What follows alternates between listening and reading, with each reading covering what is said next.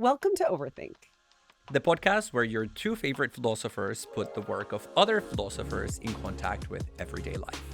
I'm Ellie Anderson. And I'm David Peña Guzman.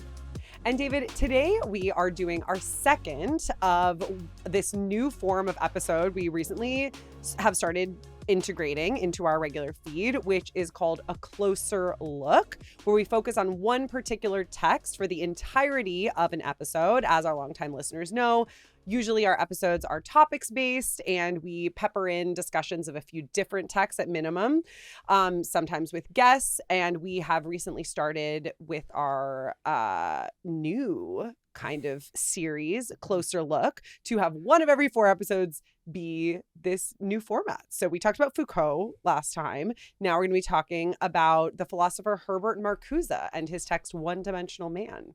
Yeah, this is a great little text. And for those of you who haven't read it, it was hugely influential when it came out in the 1960s. Marcuse is a figure who is associated with the student movement in the 1960s, with the New Left in the United States. And of course, Marcuse is a member of the Frankfurt School, which is a group of thinkers, Jewish thinkers from Germany, who were writing in the early to middle of the 20th century, trying to understand how capitalism has changed since the time of Marx and what possibilities for freedom and liberation might still be on the table for contemporary subjects. And the text that we are reading today, One-Dimensional Man, I think in some ways it became the text that introduced critical theory, Frankfurt style, to an American audience, more so than any other text.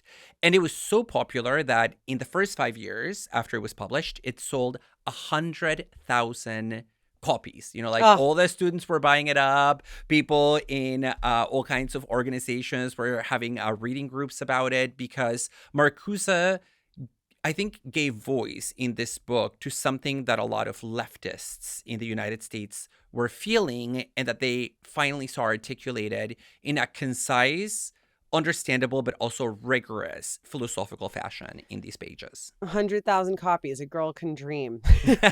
It is impossible to overstate the cultural impact that this book had. And so I think a lot of people might not have heard of this particular text. You might not have even heard of Herbert Marcuse, but this was one of the most important books of the 1960s. It's published in 1964, and it was swiftly taken up by the New Left, critics of political movements in the mainstream, whether conservative or liberal. It was really, and even the New Left is basically critical of all forms of political organization at the time. And so this book's uptake was major 60s counterculture vibes. Yes. It largely consists in a critique of what we might retrospectively understand as 1950s conformity.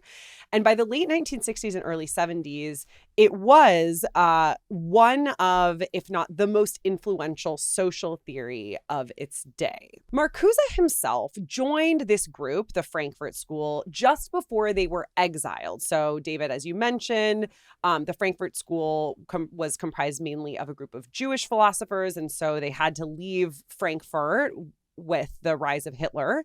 And after some time in Switzerland, they then ended up in the US. So Marcuse himself lived in New York, he lived in California, he lived in DC, and had a big impact even during World War II on sort of counterintelligence efforts, helping the US government understand what was going on in Germany. He also has had a big influence indirectly on philosophy since through the fact that he was the teacher of Angela Davis. But interestingly, his own teacher, his most famous teacher, was Martin Heidegger. And so Marcuse studied with Heidegger, but then broke with him once Heidegger aligned himself with the Nazi Party. Well, and before he broke with Heidegger, I don't think I've ever told you this, Ellie, but one of my very earliest presentations at a professional conference when I was a graduate student was on Marcuse's early attempt to reconcile Heidegger and Marx. He wrote a book called Heideggerian Marxism. Yeah, where he basically says, look, there are two great thinkers that we need to tarry with. One of them is Marx because of his liberatory project, and the other one is Heidegger because of his existentialist philosophy. And so early on, he saw himself as reconciling the two and sort of saying that they are more compatible than they might seem. But of course, the Heidegger's turn, or like his sort of embrace of Nazism, of course, made that position for him as a Jewish scholar untenable. And so he ends up breaking from him. And even from a philosophical perspective, Marcuse said, there wasn't really anything in Being and Time that would have suggested Heidegger's later turn towards National Socialism.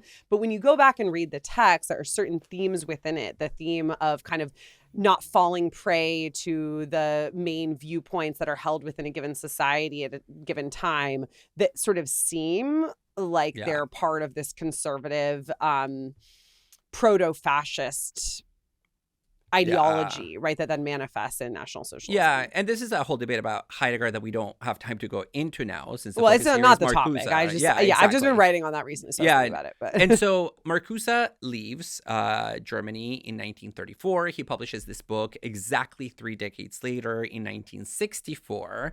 And interesting little fact that I just discovered, 5 years after the publication of this book, he is publicly condemned by Pope Paul VI because, of his writings on like revolution, Marxism. Eros is a really important term for him. So like our animalistic sexual instincts. And so you can see how rather than diminish students' interest in Marcuse's work, this condemnation by the Pope sort of made him a superstar. And so I think this is all great. Maybe it's time to transition then to the content of the book. Today, we're talking about Herbert Marcuse's One-Dimensional Man. In what ways is our society's picture of freedom an illusion? How do mainstream ways of thinking and speaking, including in philosophy, reflect the realities of capitalist control? And are there ways of overcoming the flattening of values in our culture? As always, for an extended version of this episode, ad-free, community discussion, and more, subscribe to Overthink on Substack. One of Marcuse's main contentions in this book is that even though our lives have gotten smoother with the rise of many of the creature comforts that we tend to associate with modernity, that doesn't make them freer. In fact, Marcuse is really invested in pointing out that contemporary industrial society, regardless of the form of government under which it proliferates, tends to be totalitarian. What he means by this is that contemporary industrial society operates through the manipulation of needs by vested interests.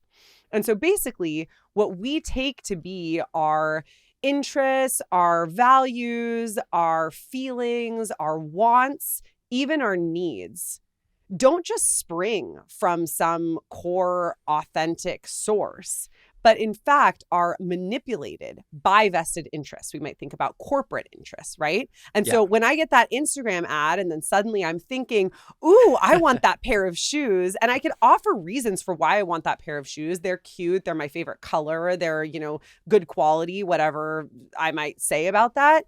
Actually, where is that need coming from? That need is coming from the vested interests that are instilling that need within me.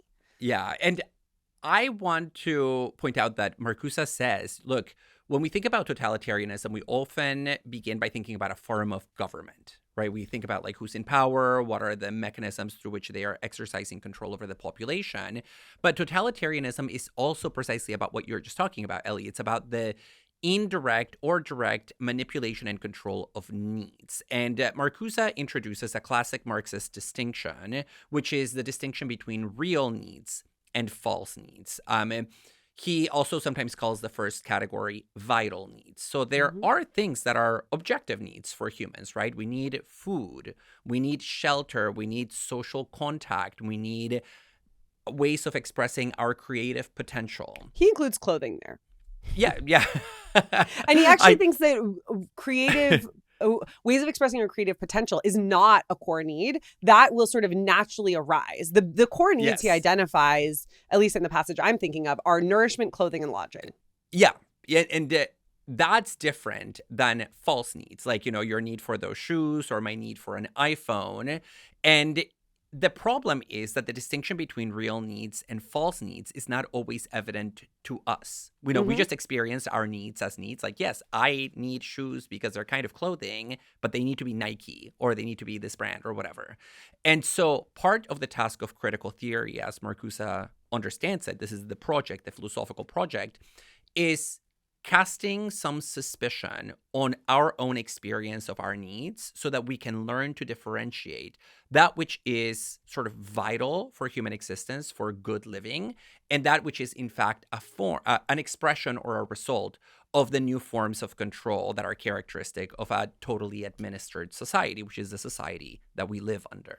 Yeah, and the Frankfurt School sometimes has a reputation for being a batch of curmudgeons, and you can see that come out a little bit in some of what he describes as false needs. False needs include the need to have fun, the need for relaxation time, this idea of kind of downtime, the need to relax. And one thing we've talked about in previous episodes, I'm thinking in particular of my critique of the movement of doing nothing, which we talked about in our FOMO episode, this like joy of missing out or the how to do nothing Jenny Odell approach. I've been critical of that for a long time, basically from a Frankfurt School inspired type of perspective, which is that the need to do nothing, to relax, to have downtime is really only intelligible as the obverse of a productivity culture, which encourages us to be on all the time. And so what seems like it's a form of subversion is actually just sort of the flip side of the capitalist productivity culture in which we find ourselves, which doesn't mean that you shouldn't like sleep and and chill maybe, but it does mean that this idea of relaxation that we have and the injunction to relax is really wrapped up in the false needs that capitalism creates. And so if you think about our paradigmatic ways of relaxing, you might think about going to a resort. Okay, well, that costs money. And why does that appeal to us? Because we've seen a lot of advertisements for the Sandals Beach Resort and so on and so forth, right? And what is our kind of need for Netflix and chill? I was going to say, where is that coming from? That doesn't actually even really matter here, although the answer is it's coming from corporate advertisers. But the relevant question really is who is that serving? It's serving Netflix. Yeah, no, that's right. And I think maybe the better term than like leisure here is entertainment, because we live in a culture of affluence where we experience leisure largely through the entertainment industry, right? Like we want to be entertained when we're not working, and we believe that that is genuine, restorative, restful time, even though in fact it's just another form of consumption. And I think this is where we can introduce one of the concepts that floats around in this book, which is Marcuse's notion of the happy consciousness, right? That in an affluent society where we have to some extent satisfied our need to be free of want. Like we don't want to need things. We want to have our needs satisfied.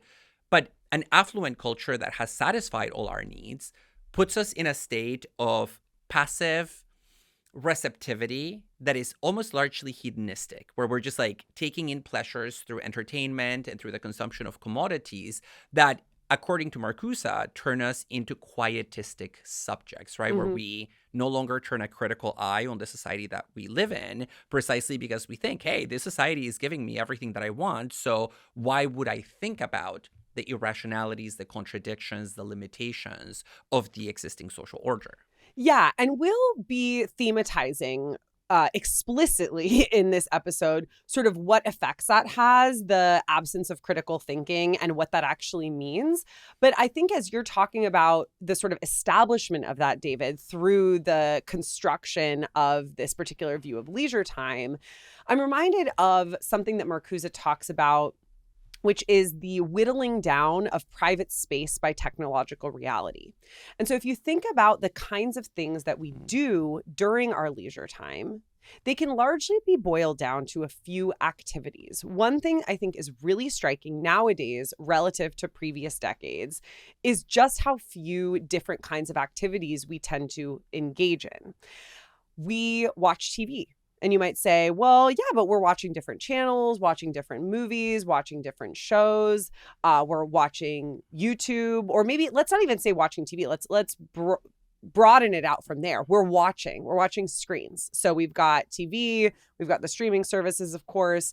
We've got If you're, kind of nostalgic, you've got maybe a DVD player, but we've also got the reels that we're watching on TikTok and Instagram. We've got the YouTube channels that we're watching. And so what are we doing in our leisure time? We're by and large watching. We're also shopping. We're sometimes listening to music, right? Certainly some of us are still reading, but if you think about just, I don't know, a few decades ago, even when Marcuse was writing this, although a lot of people in the US where he was based at this time had individual televisions in their home, there was a much wider spectrum of things that people were doing in their leisure time, whether that's like sporting activities or social clubs, games, reading, I don't know, all kinds of different things. Yeah, but I want to add maybe a little bit of a distinction here, or maybe I don't know if it's a distinction or a clarification, because what you said makes it seem almost as if at the time Marcuse is writing, I know that private space is kind of intact and we've lost it since with the screenification of the world. I know, you're so right. But he says it's already happening in his time by the 1960s. That private space, which let's just call it the mind or like human thinking, which is it's like the fountain for negative thinking in the sense of critical thinking, is getting crushed by new forms of social control. Yeah. And in the opening section of the book, he talks about how social control mechanisms no longer exist sort of out there in the external world. They have been introjected. They have been internalized, so that even when I spend time by myself, thinking about the world, which is rare, for most people, like to just have time to think and what do I think about the world? What's not my looking worldview? at a screen. What we end up doing is we just end up parroting internally the things that have been fed to us by this thing that Adorno and Horkheimer will call like the culture industry, right? Yeah. He says it's more than introjection, actually. Introjection doesn't even begin to capture the severity of the phenomenon, of the extent to which the social world and its administration of human life is crushing even my mind. Because when we talk about introjection, we make it seem as if I'm taking these social control mechanisms and making them a part of my inner mental reality. He says, in fact, they have colonized my inner mental reality. And I think this is my interpretation, but I think this is where the title of the book comes from. That normally there are two dimensions to human life. There is the external and the internal, and they are in dynamic relationship when things are going well. But now when those external control mechanisms have completely taken over my mind, and there is no place where I can go to criticize them from, that's the one-dimensionality of human experience. I become one-dimensional when even my mind is just a reflection of the existing order. Yeah, that's right. And point well taken about how I was going back to some nostalgic prior period that was already actually post-Marcuse, if not just like, or maybe at most the period at which Marcuse was writing. But I think that betrays my general view of this book, which is that it is like by and large way more relevant today even than it was when Marcuse published it in 1964. But yeah, you're right. Already at that time, he was very concerned by the whittling down of private space by technological reality.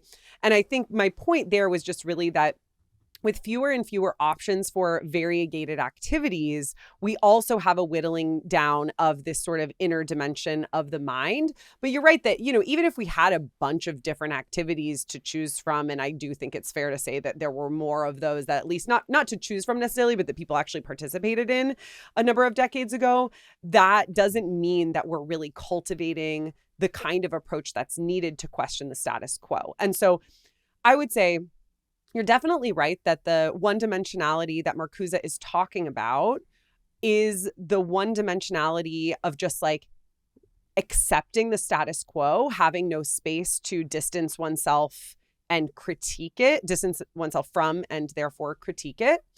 But I don't think it's as simple as the two dimensions being the external and the internal. I think we would want to put it in more general terms. That is one of the ways that we can think about this two-dimensionality, but I Yeah. think there are others as well. Negative and positive is one, right? Yeah, other people have said culture versus civilization. So there are different ways of cashing out what the dimensions in question are. But when I read this stuff about how there is no inner psyche anymore for most contemporary subjects, it made me think about it in terms of this collapse of the mental by the social, which it is just one way of reading that. Yeah, and I think part of Marcuse's point is that this doesn't seem to be such a collapse. It actually presents itself as greater and greater freedom. And so he says what happens with the sort of advance of capitalist society is that we get more and more the appearance of freedom. Because, like, for instance, we have, 30 different peanut butters we can choose from at the grocery store as opposed to just one. But what that's really doing is implanting false needs in us. And that implantation of false needs serves as a distraction. It actually, he goes so far as to say, is a warfare against liberation.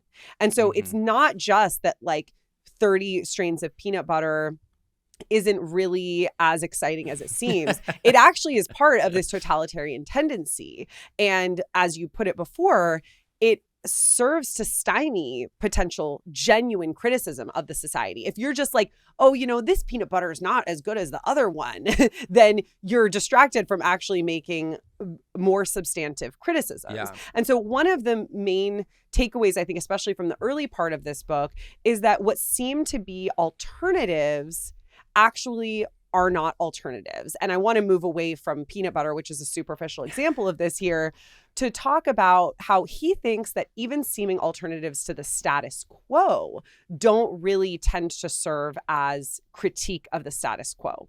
And so he mentions, for instance, and this is like a very 60s set of examples, he says there's a great deal of sort of spiritual alternatives to the status quo. So in response to the consumerism... I was wondering if you were going to pick up on this and want to talk about it. I'm glad you... Yeah, of course I would. The former church girl. Yes. Yeah, so he says there's seeming alternative to the consumerism of mid-century life, which comes in the form of these spiritual movements. So there's a great deal of worship together this week. Why not try God, Zen, existentialism, and beat ways of life, etc. But such modes of protest and transcendence are no longer contradictory to the status quo and no longer negative. They are rather the ceremonial part of practical behaviorism. It's harmless negation. And so basically things like Zen and existentialism are offered up to us as what nowadays I think people would call just further lifestyle choices. And they don't actually serve to contest the status quo. Yeah, well, they are given to us as commodities, right? Yeah. That we choose one, and then when we are done with it, we toss it and we go to the next one. So I'm a Buddhist today, and I am a Catholic tomorrow, and then the next day I'll try some generic pan-Asian restaurant and think that I'm going to find some kind of fulfillment spiritually in this contact with difference.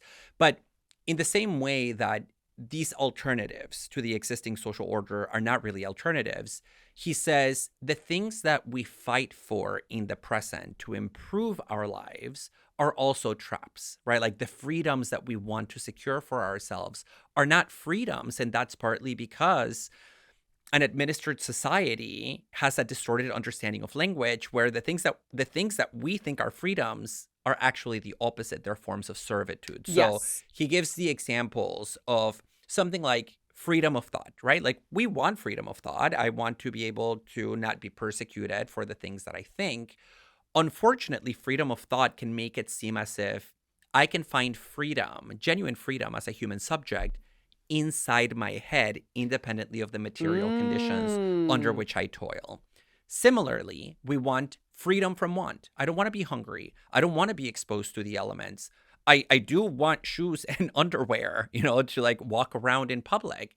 Unfortunately, that makes it seem as if we have to accept the status quo that provides those needs for us and comforts us and gives us affluence. And that's how we end up in the position of the happy, contented, quietistic consciousness.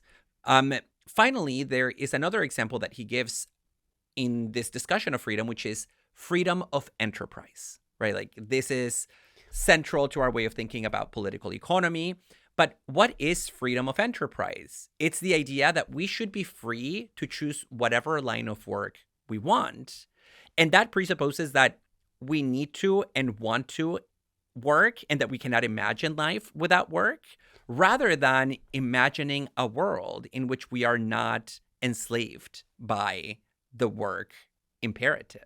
And that's the kind of, let's say, the transfiguration of meaning that he's really worried about, that things that we call one thing are actually the opposite.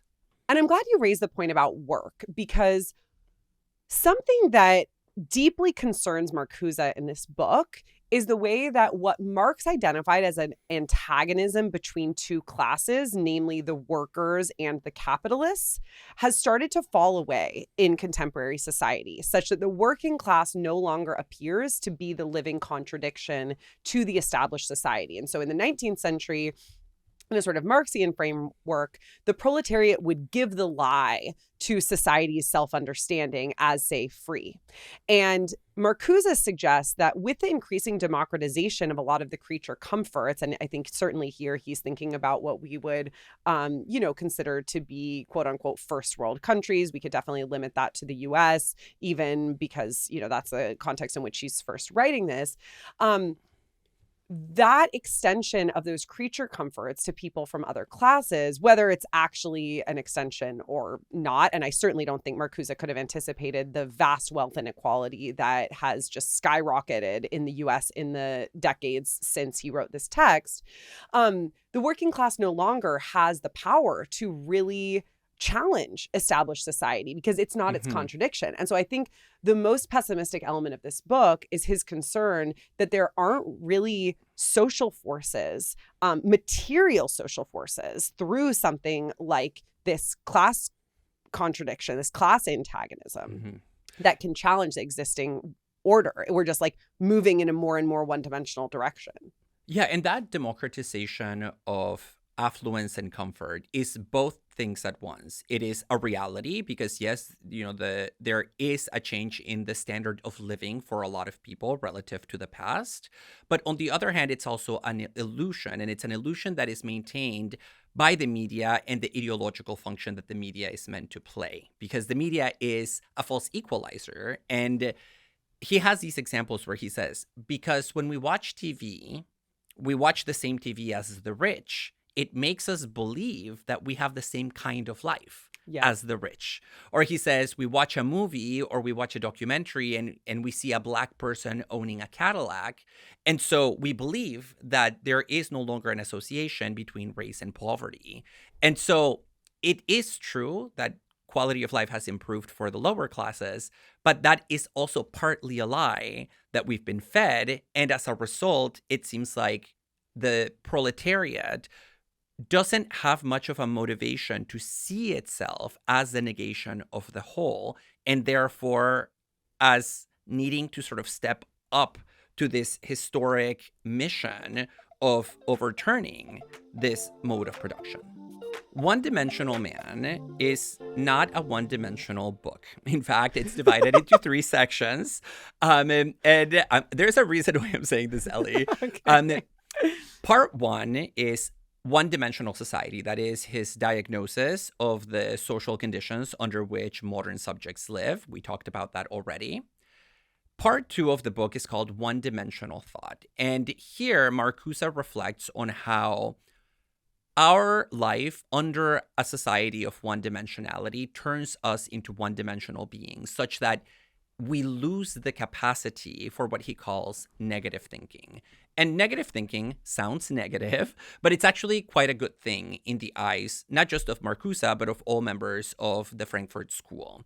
Because negative thinking is that which allows us to think against the grain, to think against the actual, to think about the possible, the hypothetical, the utopian. And so the negative is in fact what makes possible something like hope for freedom and a yearning for liberation. Now, in part 2, One-Dimensional Thought, Marcuse argues that one way in which society limits and whittles down our capacity to think is by constraining the way in which we relate to language. In particular, society tries to limit the meaning of concepts in such a way that we think that concepts find their realization in the current organization of society, right? So think about the concept of freedom. Society will tell us, you're already free, so just look around you and see where your freedom is already provided for you. Or think about the concept of justice. Justice is already available. You just need to figure out where it is around you. And so there is a sense in which the scope of language and its possibilities is restricted to the actual, to that which already is. And if that's the case, then there is no need to transcend, to go beyond that which is already in existence. Yeah. And it's funny because as you say this, I'm thinking about like some of the stuff that we tend to do on the show, which is like, oh, well, how do people usually use this term? And I've really made my peace with that. I think there's a time and a place for a lot of different kinds of thinking, but I'm very aware of the fact that what we do here in this space is not so much negative thinking, and that a curmudgeonly Marcuse might be critical of that. But to that, I would say, like, great. I also think that we need to have that critical thinking. I just think that there's sort of different venues where that's appropriate, and different venues where like proliferating positive thinking in the way that we might do so is appropriate as well. And again, positive thinking, not in the way that it's like thinking good positive thoughts. Yeah, thinking positive thoughts, just more like actually surveying the landscape and then sort of from that survey consolidating ways of understanding. I think that's like a very Aristotelian way of going about philosophy, first doing a survey and then sort of maybe critically thinking from there. And I think a lot of what, certainly not all that we do, but I think a lot of what we do here on Overthink is that kind of survey. And so I think that, yeah, like Marcuse's curmudgeon is going to have questions for us, but luckily we may not have to answer those questions because he has a very specific target in mind for a lot of his remarks on this. And that is analytic philosophy, which is the kind of philosophy that really proliferates in Anglo-American academic contexts starting in the 20th century. And so I'm like, oh, let's shunt our possible implication in this. Like I said, I've thought about this a lot and I'm pretty comfortable with it in certain ways. Because again, this isn't to say that like anything that falls into Marcuse's critique is therefore worth condemning. It's just to say it's worth critiquing. It's worth showing how it partakes in certain forces that it may or may not be aware of. And so, I don't know, I feel like a lot of times when I teach 20th century critical theory, I'm cautious to spell out for my students the difference between a critique and a condemnation, because even though Marcuse is very curmudgeonly at times, which I love, he's not necessarily condemnatory of all of these things, but he's just really encouraging us to think about things in a different way. And so for that, before we actually talk about the content of this critique, I just want to note that his view of critical theory is that critical theory analyzes society with respect to its capabilities for improving the human condition. And so what might seem pessimistic or curmudgeonly is actually ultimately coming from a deeper sort of optimism, which is the idea that there can be an improvement of the human condition. I think David will come back to that point later. But what he's interested in here is the way that critical or social theory, he uses those somewhat interchangeably here, is concerned with historical alternatives that haunt the established society as subversive tendencies and forces. And he worries that our philosophical ways of thinking in mainstream Anglo-American contexts just don't really give space for that. They don't give space for negativity. And part of this is because of the obsession with formal logic. So formal logic tends to operate using a propositional mode, say S is P.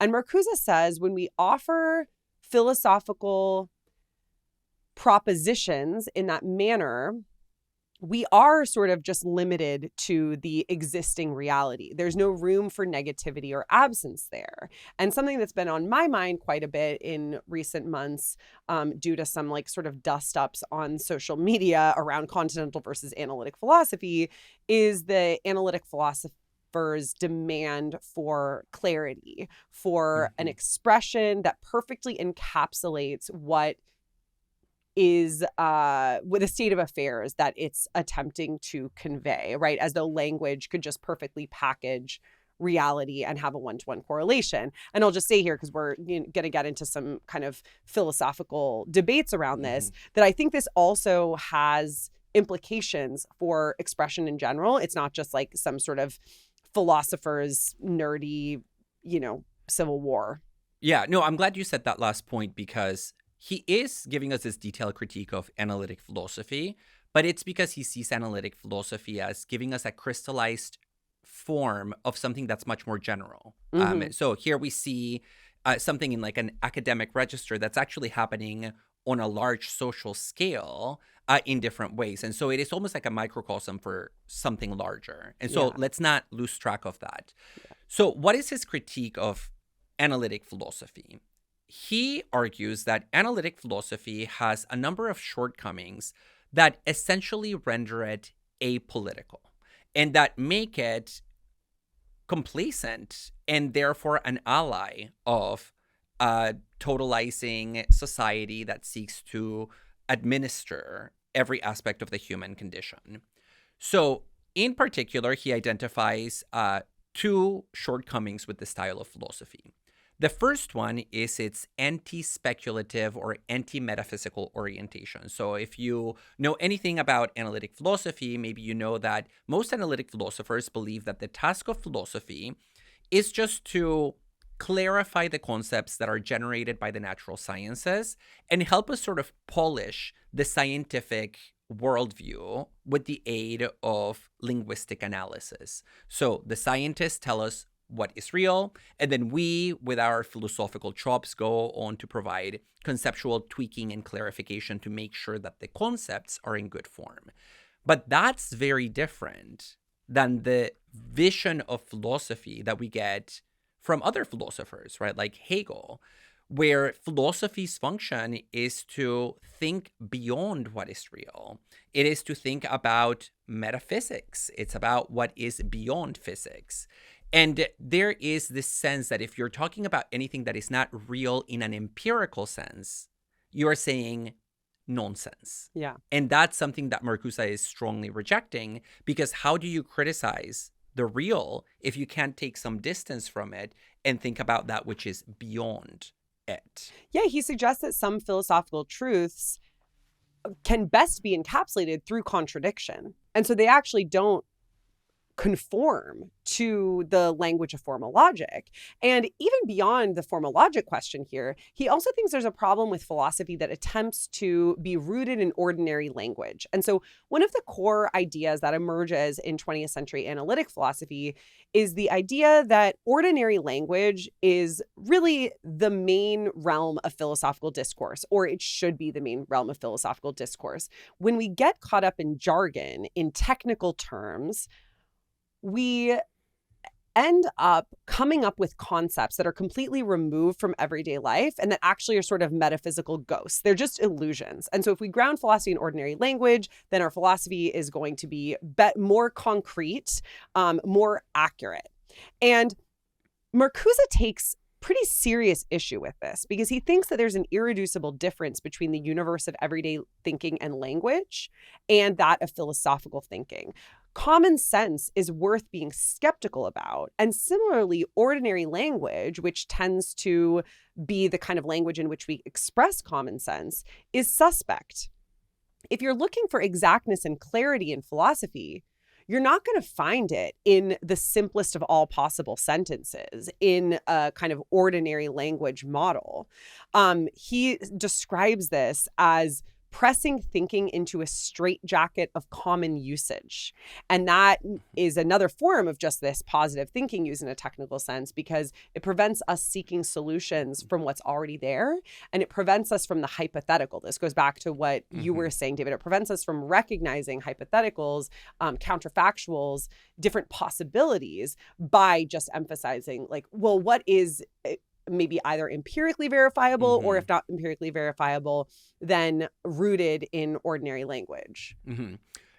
I want to stay with this reference to clarity a little bit longer because I see Marcuse as making two different arguments about clarity, both of which I really like. One is this idea that, look, clarity does not mean simplicity. Sometimes phenomena are complex and require a complex explanation, which is why maybe a dialectical, metaphysical understanding of reality better helps us account for reality in its historical unfolding than a more analytic, simplified approach. So that's one, that clarity may not be found where you think it's found.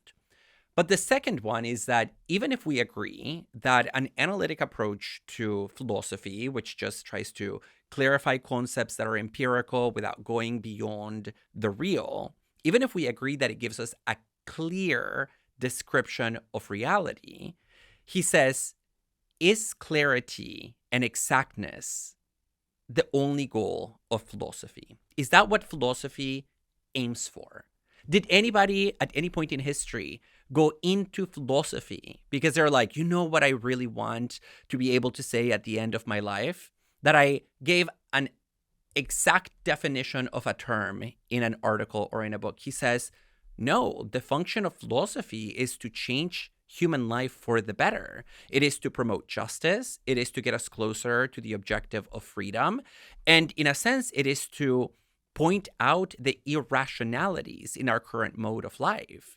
And in order to do that, you have to, again, think against the grain of reality. And that is what analytic philosophy, on his view, is unable to do. Yeah. And he cites a number of analytic philosophers who straight up say that the function of philosophy is to be quietistic relative to the status quo. He points to a quote from Wittgenstein. Wittgenstein says, philosophy may in no way interfere with the actual use of language. Yeah. It has to just describe ordinary language usage, but it doesn't explain it and it doesn't actually change anything. Yeah, and Wittgenstein is famous for espousing a therapeutic view of philosophy, according to which philosophy should be a sort of therapy for our misunderstandings, whether those are metaphysical concepts like the soul. You know, I think a therapeutic analytic philosopher would say, well, maybe we just need to kind of move away from this abstruse talk of soul, right?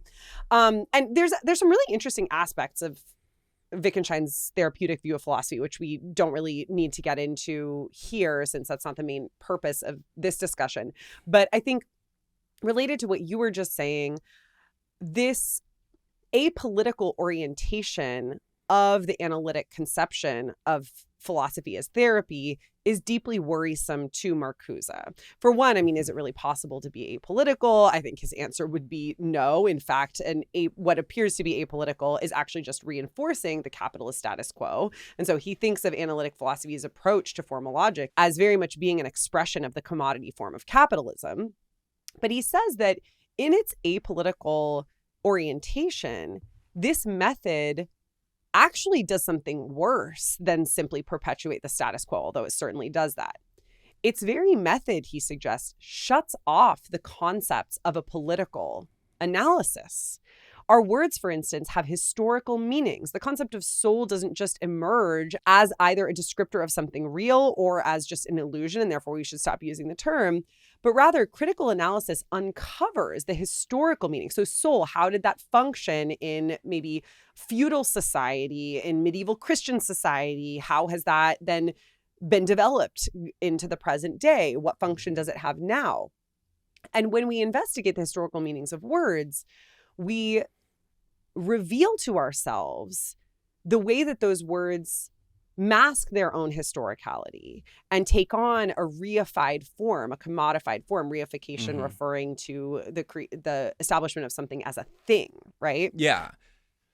So in connection to this point about history, there's also the point about context, because analytic philosophy tends to look at language and at ideas and at concepts in a dehistoricized and decontextualized fashion. So let's just like pick out this word and analyze it linguistically without really paying attention to how it has moved over time, as you said, Ellie, like with the concept of the soul, but also without understanding the function that that concept and its many meanings might play in relation to social reality. So we have to understand the meaning of words in relation to our material circumstances. And he says in page 185 of this book, well, what is that larger context that determines the meaning of words and ideas? He says, this larger context of experience, this real empirical world today is still that of the gas chambers and concentration camps, of Hiroshima and Nagasaki, of American Cadillacs and German Mercedes, of the Pentagon and the Kremlin, of the nuclear cities and the Chinese communes, of Cuba, of brainwashing and massacres. So even in your treatment of the most seemingly apolitical words, you have to pay attention to how they move through a political space. And that's what the method of analytic philosophy is sort of unable to do, largely because it has this therapeutic function. Mm-hmm. And that might sound really good. You know, we all want therapy. God knows I need more of it in my life.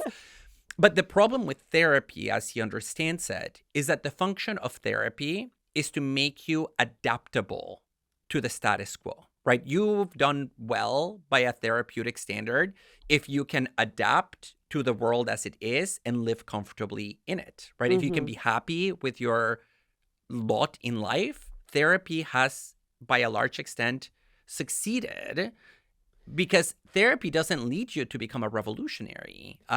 Therapy leads you to conform. And he says, in a sense, this is kind of there already in Freud a little bit, like the idea that you fix people to be normalized and to conform to social expectations. But at the very least, he has this like throwaway line where he says, look, at least Freud realized that the reason people are fucked up is because the world is fucked up. Analytic philosophy doesn't even recognize that the world is fucked up. It just tries to make us all conform to common use and empiricism without any critical angle. Yeah, I think what you just said about therapy, though, is maybe a little unfair to Marcuse, because he doesn't want to do away with the therapeutic function of philosophy. He wants us to reconceive it. And so the criticisms that you just had of therapy, I think, would be limited to a specific individualizing mode of therapy for Marcuse, because he talks about there being a real therapeutic goal of philosophy. But this real therapeutic goal is political. And so philosophy's real therapeutic goal can only be achieved to the degree that philosophy frees thought from being enslaved by the established universe of discourse and behavior, which is basically the power of negative thinking, right? This distancing, this critical theory, that is the real therapeutic goal of philosophy. And so the issue is really the individualization and the apolitical character of the Wittgensteinian view of therapy. And fair enough. And I think this is what he would call the great refusal, right? Like the negation of what is. Yeah. I just want to add one quick other point on that, and then maybe we can talk about the great refusal, which is that philosophy, even when it does achieve this better therapeutic goal, it's not exempt from the forces in which it finds itself, right? And like none of what we say is exempt from the forces in which we find ourselves. We already talked about this a little bit. And certainly, you know, the very structure of like podcasting being on a network, like there is a certain sort of level of irony on which we're all living at every in our everyday lives. But I think Marcuse says that philosophy, even when it's done in this sort of critical theory, negative thinking fashion, remains ideological, but its ideological effort may be therapeutic. And so because we're never going to be able to get completely out of the society in which we live, what we have to do is sort of try and carve out that negativity, that critical distance from within it. And so this then speaks to the concept of the great refusal, which you just mentioned. And so for Marcuse, the great refusal is basically the protest against the status quo. And that can be achieved through a two-dimensional form of thinking. It's always so funny to me because it's like he opposes two-dimensional to one-dimensional, but usually two-dimensional has a pretty negative connotation as well. Like if you talk about a two-dimensional character in literature, that's not a good thing. So there's no multiverse in Marcuse. Right? And let alone like 3 or 4 dimensions. And so, I mean, not to throw shade on the guy because he had lived in the US for a long time by the time of writing this, but I'm sort of like, I'm not really sure if dimension was the right word. Maybe his like English language learner status was kind of leading him to not fully understand the connotations of the word dimension. Is that fair? Is that unfair, David, as an English language learner yourself? I don't know. I mean, I love any excuse for the limits of my thinking. So, but okay, one thing I wanted to mention in the context of the Great Refusal here is that it can also happen through art. So the Frankfurt School was very invested in aesthetics, and we've talked about them a number of times in different episodes, including their concern with the sort of commodity form of mainstream Hollywood. So the culture industry, you mentioned briefly earlier, David, this idea that basically what Hollywood does is just churn out sequel after sequel after sequel, kind of encourage people to be satisfied with their lot, is at odds with a much more subversive form of art, which can really establish that distance. And he mentions Bertolt Brecht here, the famous playwright, who involves certain strategies in his plays that create a kind of distancing effect, where, for instance, people will break the fourth wall and call attention to the framework of the play itself, and that can provide sort of space for this negative thinking. Yeah, like when the audience suddenly like is asked to be a part of the play, or like the line between spectator and actor is blurred. And I think so. You're right that for the Frankfurt School, art is a really powerful source for negative thinking, for this great refusal.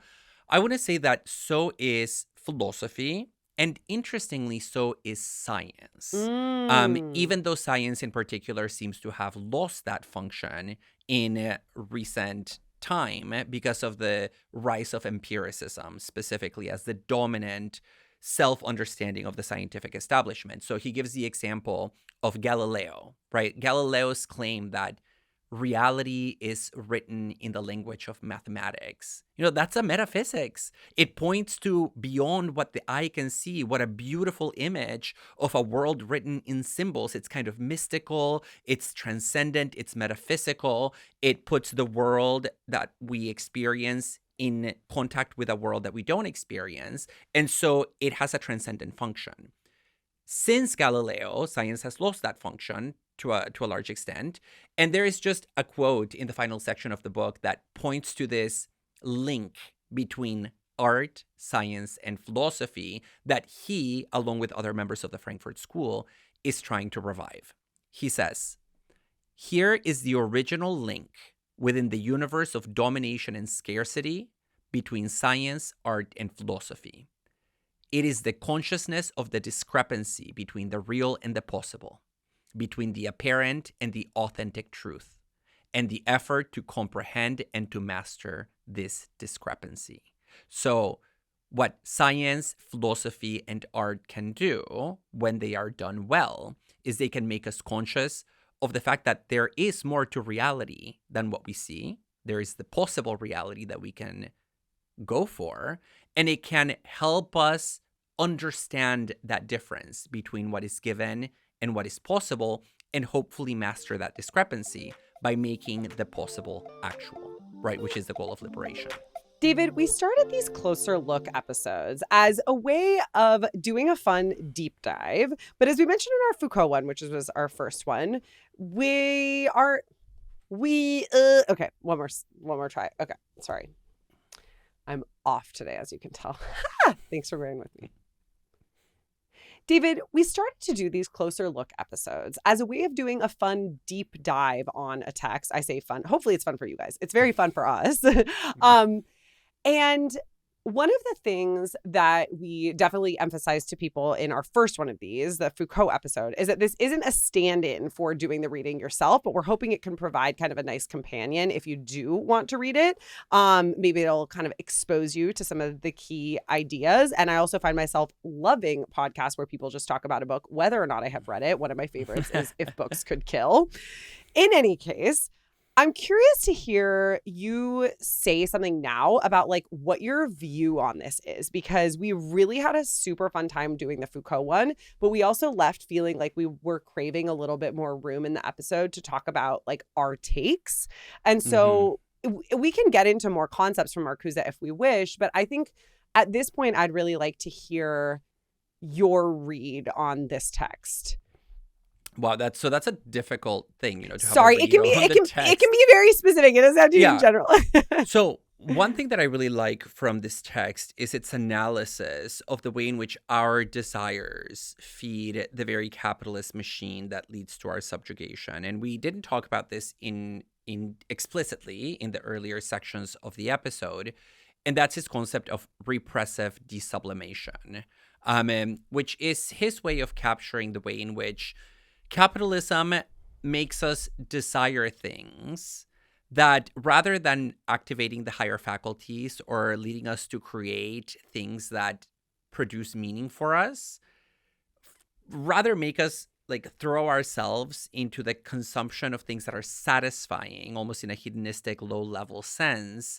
And so we get caught in this trap of satisfaction. And I think that is a really good way for thinking about not just the 1960s, but about the 2020s, right? That one of the most difficult things for us to see about ourselves are the constructed nature of our desires. Because again, as I said before, we experience our desires as our desires, and it's really hard to divest yourself from a desire that you already have, even after you've already intellectually grasped that desire is neither a vital nor an important need for you. And so that I like about the book. Okay, and maybe on that note, we can just say something quick about sublimation, since this is repressive desublimation. Sublimation, a term popularized by Freud. Nietzscheans will tell you that Nietzsche first came up with it, and Freud cribbed it from Nietzsche and never gave him credit. But sublimation, and you can tell me, David, if this is a precise enough definition or not, since you know Freud better than I do, is basically the channeling of drives or instincts into things that are not directly expressions of those drives or instincts. For instance, channeling what might nakedly appear to be a base instinct, like an erotic drive. Sorry, I know I'm already upsetting the Freudians because drives and instincts are not equatable, but equitable. Okay, wow, it has been a long day. Just stop me here. Art, for instance, maybe I'll just leave it at that, right? And so if you create a gorgeous abstract painting, it doesn't immediately express an erotic desire, but it's a sublimated version of that, right? It's like a kind of transmutation of a basic drive. A transubstantiation, transmutation, you can use a number of terms here, but it suggests that we can channel our animal energies, these forces that surge from within to achieve great ends, to write a great novel, to sing, to perform on theater, and that transformation is sort of the root of all creative activity, which is why, in a sense, the most creative humans are also the most repressed, because they are able to sort of channel all this energy that's coming up from below in the direction of these kind of high art achievements. And so if sublimation is a movement upwards, then desublimation is a movement downward, where repressive desublimation would be us taking those human energies and channeling them not to, to doing great things that have meaning, but rather we channel them to watching the next Netflix series, buying the next pair of Nike shoes, going to the mall for hours and window shopping for things that we don't need. Crafting the perfect tweet instead of writing your masterwork. Yes, exactly. The tweetification of desire. But there is the additional observation that comes from Marcuse, which is that it's not just that we are doing these things that are of quote unquote lower value from a creative philosophical perspective, but that we are doing these things that are the source of our very repression, right? And so it creates that loop where we come to desire the very source of our subjugation, and we no longer know how to get out of that cycle. And so I think that's why the book was so appealing, not only for Marxists because of the critique of capitalism, but also to people directly involved with the sexual liberation movement, many of whom were Marxists, of course, but not all, because it really paid attention to these sexual dimensions of the human experience. I'm curious what you think about this in relation to the attention economy, which one hears about so much today. Because as you're speaking about this, I'm thinking about the more bite-sized versions of content that we have today and how many people are talking about the effects that's having on our attention span, as well as just the sheer intensification of consumerist tendencies over and beyond creative or even productive tendencies, right? And one thing, this is like a bit of a stretch, but one thing that brings to mind for me is something that we had an episode on a while back, which is outsourcing of thinking to chatbots like ChatGPT. Because, for instance, when you get a plagiarized essay from a student, and by plagiarized, I just mean it was like written by an LLM, the student is not producing what they're meant to produce. They are actually consuming the output of somebody else, and it's specifically like countless other humans over time whose work have been channeled into, often illegally, channeled into this chatbot, right? And I guess it's like we so often critique productivity culture, but productivity would be better than this. And certainly creativity would be better than either. Yeah, I mean, but it's still compatible with productivity since you can produce a lot, with a LLM. What I'm saying is it's not actually you producing. Yeah, of course. It's still a question how much you are producing, even in other more classical, senses of the term. Sure. But let me go. I think you're producing a hell of a lot more. Let's just leave it at that. Yeah, fair. But so in connection to your first question about something like scrolling on social media and just consuming, image after image on a screen, I think the distinction between pleasure and enjoyment is really important here, because maybe we think we draw pleasure from social media and from this constant repetitive activity that is deadening. And in a sense, we are right. We do experience it as pleasurable, but we do not experience it as enjoyable. And the difference there is that pleasure is just about the satisfaction of an immediately perceived need, whereas enjoyment entails psychological and spiritual growth over time. In fact, most of us agree that doom scrolling is not enjoyable when we reflect back on it. Yeah. But it's just in the moment, it sort of like, it's a dopamine hit over and over again. Now, in connection to your second question about the use of LLMs, here, the way I think about this and the way I talk about it with my students is that this is where we see the danger of our culture's fetishization of comfort, which is at the center of a culture of affluence, right? When you have a lot of resources and a lot of commodities to make people feel comfortable, we come to believe that comfort is the end-all be-all of human existence, and that by extension, anything that is uncomfortable, that is rooted in tension, that costs us, must not be worth it. But one important observation from critical theory as a school is that the labor of negative thinking is tension. It is uncomfortable. It is not. It's not pleasurable to think about oppression and capitalism and the closing of doors for liberation, but it is something that leads to growth.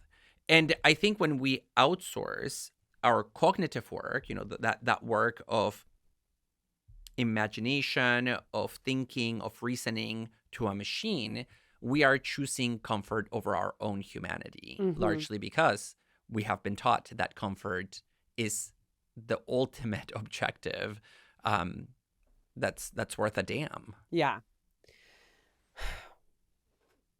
I want to think here a little bit about what we might take away from this text, because something surprising, given that this text was taken up by 60s countercultural movements, many of which were extremely optimistic, is that Marcuse himself doesn't offer a ton of room for optimism in this book. And indeed, that is something that he's been critiqued for a bit. There's in particular a critique of Marcuse by Paul Maddock that was written in the 70s, where he suggests that Marcuse doesn't really see enough liberatory potential in the working class, and that we should actually still see some more liberatory potential than Marcuse acknowledges. And apparently Marcuse himself thought this was a really good critique of this work.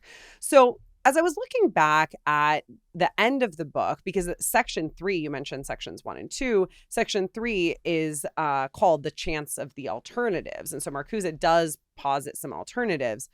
And I think the most hopeful place in the book that I found comes near the end. It sounds like you and I have the same page numbers, David. So this is 260 if you want to check it out. Is talking about the abstract character of the great refusal. And, it's like, that doesn't really potentially seem super helpful, but the concrete ground for refusal must still exist. And the unification of opposites in the medium of technological rationality must be, in all its reality, an illusory unification, which eliminates neither the contradiction between the growing productivity and its repressive use, nor the vital need for solving the contradiction. Okay, that is pretty, I was going to say abstract, but it's supposedly in the realm of the concrete here. No, but in any case, that's like a somewhat abstruse formulation. So maybe let me see if I can break it down. The idea, I think, is really just that one-dimensionality has not truly been achieved. It actually can't fully be achieved. The unification that one-dimensional thinking suggests is an illusion of unification. There is not actually any elimination of contradiction. And so we can use the fact that there still exists a contradiction, whether or not we recognize it in our social ways of thinking or not, as fodder for a new order, for a change in this order. Yeah, I mean, I take that to mean simply that we haven't lost the battle, right? There is still a kernel of possibility, even in the one-dimensionality, because there is a second dimension hidden in there somewhere. I do think that it remains quite vague what that shred of hope is, what its basis is. Is it just like our capacity for negative thinking hasn't been entirely extinguished? I hope so. The fact that, I assume that he thinks evidence of that is his own work, right? That he is engaging in negative thinking. So are other philosophers. I think a critique that we might want to consider alongside, this maybe charge of utopianism, which is kind of a term that's hovering here in the background, that maybe he's too optimistic in the sense of not really giving us very concrete, or maybe not utopian, but he's too generic in his description of the great refusal or what the alternatives are. Can I actually just say on that point, I'm like thumbing through my book and I'm realizing, I think I first read this cover to cover in 2020. I'd read little excerpts of it before, but anyway, I have written in the margins, this chapter isn't good. Some good stuff, but naively optimistic / simplistic. That's to his chapter on liberation specifically. Yeah. So that's just to say I share your view on that. Yeah. And as you know, I am not somebody who thinks that philosophers need to give concrete guidelines for a step-by-step revolution. Hacks for negative thinking. Yeah, even, Marx certainly didn't do that. And I don't think any of these neo-Marxists are going to try to do that in a programmatic fashion. But I do think this creates a limitation for Marcuse's philosophy. And moreover, not only is there this kind of like generic utopianism, I think there is something akin to an underestimation of the forces of capital to some extent. I was reading an article on Marcuse that was written by Stephen Whitfield in Dissent magazine, which is about why Marcuse has sort of lost his fame over time. He was huge. I mean, huge in the 1960s. And over time, the author of this piece suggests he has become less and less relevant and less well-known.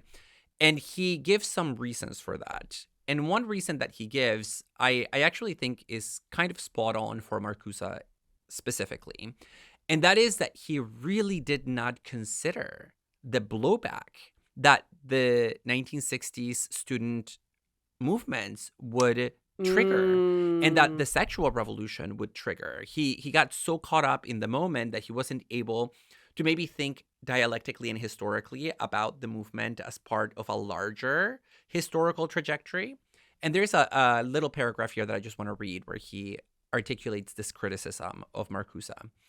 He writes, most devastating for his reputation as a seer, however, was his failure to anticipate the significance of the reaction to the 60s that the right would soon advance and benefit from.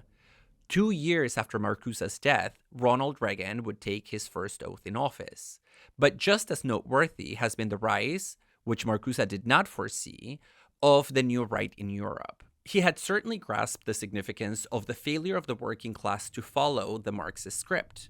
But he may not have anticipated how effectively politicians like Marine Le Pen of the National Front in France and Jörg Haider of Austria's Freedom Party would appeal to voters in that class. And so he may have not considered the working class to be a locus of liberation, but he actually didn't realize that maybe some right-wing ideology would suddenly claim parts of that class in the wake of these movements from the 60s. At the same time, though, and given that we're living in especially politically dark times, if you take Maddox's criticism that Marcuse maybe wasn't as optimistic as he might have been about the working class's ability to provide a contradiction to society as we know it, you could suggest that even though things are really dark right now, that actually suggests, okay, I'm trying to say something about like the continual possibility of the working class. Maybe I will try one more time, but we really have to end. Okay.